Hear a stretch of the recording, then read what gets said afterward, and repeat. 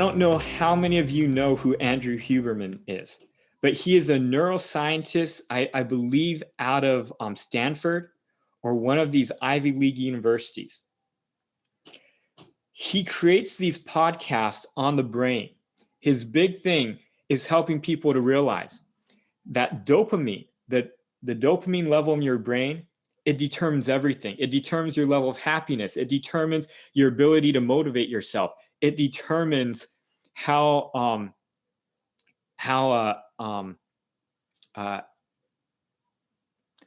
it's not motivation, but it's how long you can actually listen, your ability to pay attention.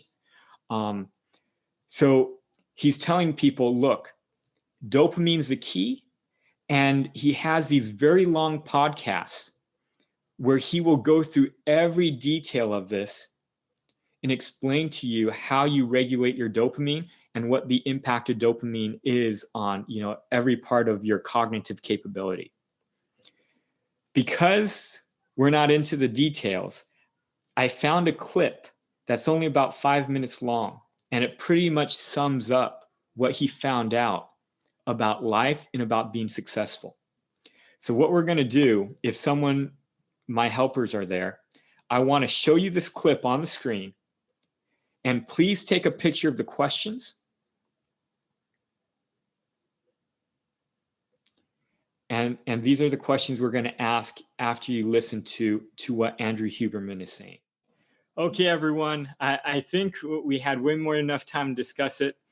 From what I heard from the tables, it seems that everyone kind of had a gist of what Andrew Huberman was saying, which was basically the availability of so much information and entertainment around you is too much for the mind. And he's finding that successful people can discipline themselves so that they don't have so much coming in. They can discipline themselves so that they can concentrate and work before they go and, relax or do whatever.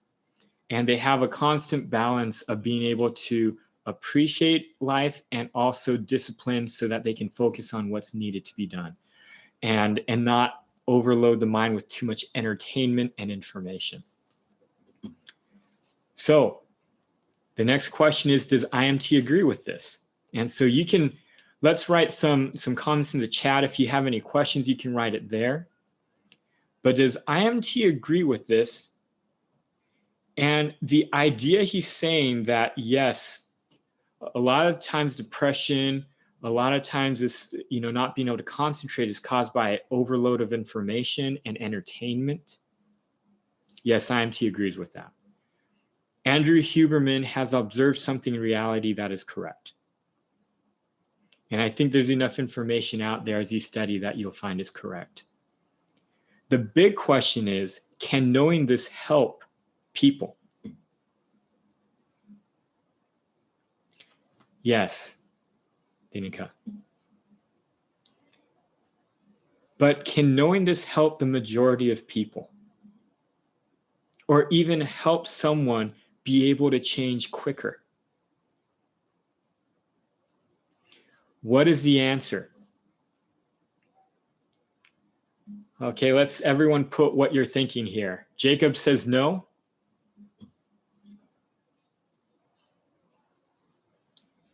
Matthew says the rate of change is preset. Brian says if they can choose to follow it. Mark is on the line. Jack is in agreement. Preset rate of change. You can't change that. It may help observant people. That would be reasonable, Valerie. The answer is actually, the answer is no. This actually does not really help people. It can't actually improve their rate of change. And so I'm going to go off of your comment, Brian. This can help them if they choose to follow it. Okay, so what determines if people can follow this advice? So his advice is what? The advice is if you want to be more happy, be able to focus more, be more successful, then you have to have self-discipline. So let me ask you this. Is it possible for you to go to sleep one day and wake up the next day and say, I'm going to have more self-discipline now? And all of a sudden you have more self-discipline to control what you take in and how much you're on social media. You know, we all wish, right? And so, yes, if you could choose to follow this, it could help you. But the reality of it is everybody is exhibiting as much self-control as they already have. And this, okay, so we're going to go. And this begs another question, which is doctors and scientists make their discoveries. What do they overlook? What do most management people not realize? And as we spread best value, what do we not realize about people? Even though we have this great piece of information, what are we missing here? And what we're missing is a spectrum of observation. What determines how much self-control you have?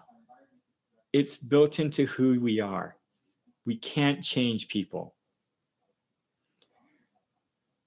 You have a self-control ability, and that's already set. No matter what people tell you, you can't all of a sudden develop more self-control overnight. It will naturally develop according to who you are. People who are more observant, are they going to have more self-control or less self-control? They're going to have more. And so what these scientists don't realize is when they observe, they're observing reality, meaning they're not, self-control is not the effect of being happy. People who have self-control tend to be more successful and happy.